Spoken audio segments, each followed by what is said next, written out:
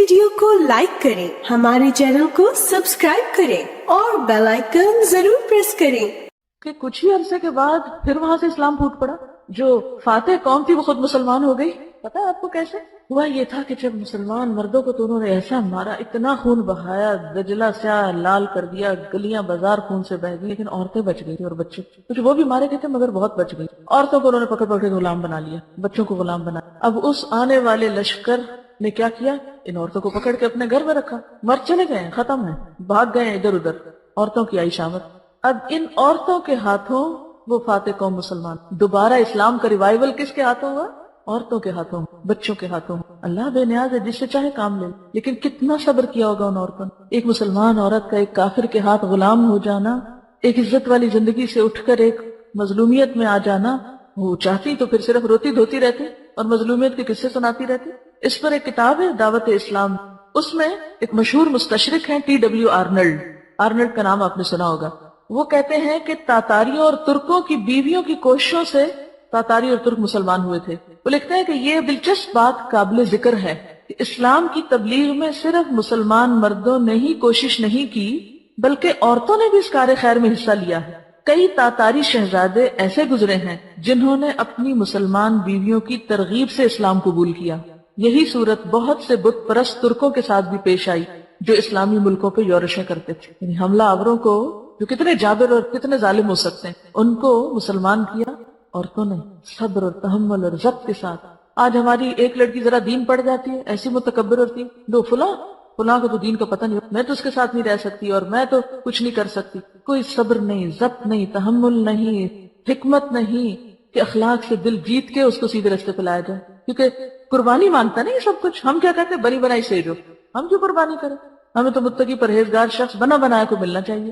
کہاں سے آئیں گے ایسے لوگ یہاں؟ جس معاشرے میں ماؤں نے یہ کردار ادا ہی نہیں کیا کہ بیٹوں کی تربیت کا کوئی کام کریں، تو اس معاشرے میں لڑکیوں کو کیسے ایسے شوہر مل سکتے ہیں؟ امپاسبل۔ اور اگر آپ دین پڑھ کے یہ سمجھیں کہ آپ یا تو شادی نہیں کریں گے اور ایسی ایسی شرطیں لگائیں گے تو پھر گیا اسلام کا کام۔ اگر زیادہ دینی تعلیم حاصل کر لیں اور مرد جن کی اکثریت دین سے دور ہے تو بات بات پہ کلیش ہوتا ہے۔ وہاں ایک طرف بیوی کے لیے شوہر کی فرمانبرداری کا حکم، دوسری طرف علم کے مطابق عمل کرنے کی، ایسی صورت میں کیا عورتیں شوہر کے حکم پہ سر تسلیم خم کرنا چاہیے یا دین کا علم ہی کم حاصل کرنا چاہیے؟ صبر کا امتحان ہے۔ اگر شوہر نہیں بھی نماز پڑھتا، یہ شوہر دین کی طرف نہیں بھی، تو پھر قربانی کرنی پڑے گی، قربانی کرنی پڑے گی۔ آئیڈیلز کی تلاش میں نہ رہیں، اور پھر یہ نہیں کہ ماں باپ کے سامنے آ کے ان کے سارے عیبوں سے پردہ اٹھانا، ایسا ہے میرا میاں، ایسا ہے میرا شوہر، ویسا ہے تیسا ہے، سب دنیا میں ڈنڈورا پیٹنا۔ اس سے تھوڑی اسلام پھیلے، اس سے تو اور اسلام کی بدنامی ہوگی۔ یہاں صبر و تحمل سے کام لینا ہو، سب کچھ جانتے ہوئے بھی۔ ایسے میں ان تاتاری عورتوں کی مثال لیں کہ جن کے شوہر صرف یہ نہیں تھا کہ مسلمان نہیں تھے، وہ ظالم بھی تھے اور فاتح بھی تھے، اور یہ غلام عورتیں تھیں۔ ایسی کنڈیشن کسی مسلمان عورت کی کسی گھرانے میں نہیں ہوتی۔ شوق سے لوگ دلہن بنا کے لے کے جاتے ہیں، تو کہیں نہ کہیں تو کچھ قربان کرنا پڑے۔ اگر آپ قربانی نہیں دے سکتے تو اسلام کی ترقی نہیں ہو سکتی۔ پھر آپ دیکھیں ام سلیم کے بارے میں ثابت کہتے ہیں، میں نے ابھی تک کسی عورت کے متعلق نہیں سنا جس کا حق مہر ام سلیم کے حق مہر سے زیادہ باوقار ہو۔ ان کا حق مہر ابو طلحہ کا قبول اسلام تھا، ان دونوں کی شادی اسی پر ہوئی اور ان کے ہاں اولاد ہوئی۔ کتنی بڑی قربانیوں کے بغیر بھی کبھی دین پھیلا ہے۔ ہم کیا چاہتے ہیں؟ سب کچھ تیار ہو، ہماری مرضی کے لوگ ہوں، ہر چیز کی ہمیں سہولت ہو، عیش و عشرت ہو، پھر ہم جب ہمارا دل چاہے اٹھ کے تو ہم دو چار باز کر کے لوگوں کو آ جائیں۔ اس کو ہم دین کی خدمت کہتے ہیں۔ پھر آپ دیکھیں کہ ایک اور مثال ہے، عدی بن حاتم کا نام سنا ہوگا۔ ان کو دربار نبوت میں حاضری کا حکم ان کی پھپھی نے دیا تھا۔ آپ صلی اللہ علیہ وسلم کا ایک سوار دستہ سرزمین طے میں وارد ہوا۔ عدی بن حاتم، وہ حاتم طائی کا نام سنا ہوگا نا، انہی کے بیٹے تھے۔ عدی بن حاتم آپ سے نفرت کی بنا پر وہاں سے بھاگ گیا۔ اس علاقے کچھ لوگ قیدی بنا کر آپ کی خدمت میں لائے گئے، انہی میں عدی کی پھپھی تھی۔ اس نے آپ سے ذرا احسان چھوڑنے کی التجا کی کہ قیدیوں کو چھوڑ دیا جائے، آپ نے اس کو چھوڑ دیا۔ وہ سرزمین شام میں اپنے بھتیجے کے پاس پہنچی، اتنی دور سفر کر کے گئی اور اس کو دربار نبوت میں حاضر ہونے کا حکم دیا۔ بھتیجے نے صرف پھپھی کی بات مانی کہ اچھا ٹھیک ہے پھپھی آپ کہتی تو میں جاتا ہوں، ورنہ وہ آنے والے نہیں تھے۔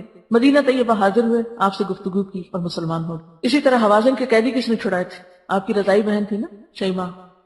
حضرت عائشہ کے بارے میں آتا ہے، کہتی ہیں بڑا گناہگار ہے وہ شاعر جو تمام قبیلے کی حجب کرے، یعنی صرف ایک دو شخص کی برائی کے سبب پورے قبیلے کو برا کہنا ایک عظیم اخلاقی برائی ہے۔ اب یہ حضرت عائشہ کا قول ہے، یعنی کہ امر بالمعروف کتنا اچھا ایک طریقہ ہے، کتنا اچھا ایک انداز ہے۔ ایک نہیں، تاریخ بھری پڑی ہے ایسی مثالوں سے جس میں عورتیں اپنا رول مختلف طریقے سے ادا کرتی نظر آتی ہیں۔